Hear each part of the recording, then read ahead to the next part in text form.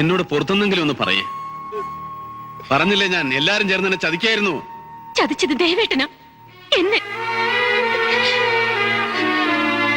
മറ്റൊരാളെ കുറിച്ചുള്ള ഓർമ്മകൾ മനസ്സിൽ ഒളിപ്പിച്ചു വെച്ച് എന്റെ കഴുത്തിൽ താലി കെട്ടി ഒരുപാട് പ്രതീക്ഷകളും സ്വപ്നങ്ങളുമായി കൂടെ ഇറങ്ങിപ്പോന്ന എന്നോട് ആരോടൊക്കെയുള്ള പ്രതികാരവും വൈരവും തീർത്തു.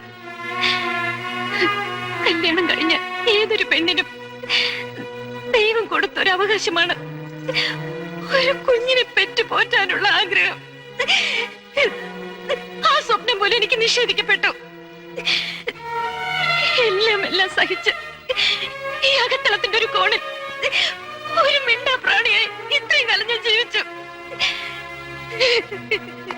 ഈശ്വരൻ കേട്ടാലോ എന്ന് പേടിച്ച് ഒച്ചയെടുത്തൊന്ന് കരയുക പോലും ചെയ്യാതെ.